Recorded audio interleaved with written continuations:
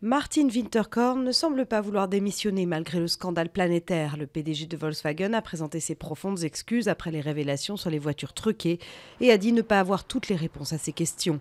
11 millions de véhicules dans le monde sont équipés du logiciel de trucage au test anti-pollution découvert aux États-Unis. L'action Volkswagen a dévissé de 35% en 2 jours. Le président de transition devrait regagner son fauteuil dans la journée. Les putschistes ont signé hier un accord prévoyant le rétablissement de Michel Kafando dans ses fonctions et leur retour à leur caserne. Michel Kafando avait été renversé le 17 septembre par un coup d'État qui portait un coup d'arrêt à l'organisation d'élections générales en octobre. Un accord arraché au forceps hier à Bruxelles. Les pays européens se sont engagés à se répartir 120 000 migrants, même si la Hongrie, la Roumanie, la République tchèque et la Slovaquie ont refusé jusqu'au bout cet accord.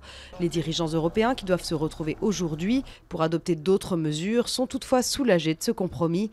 Ils devraient décider de dégager une aide financière plus importante pour les pays frontaliers de la Syrie, qui hébergent près de 4 millions de réfugiés.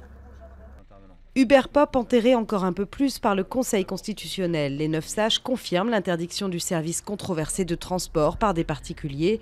Une décision saluée par les syndicats de taxi et qui devrait peser lors de la comparution dans une semaine en correctionnel de 2 dirigeants d'Uber France.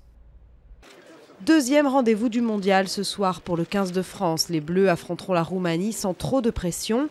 Pour ce match, l'encadrement des Français a très largement chamboulé l'équipe de départ avec 13 changements.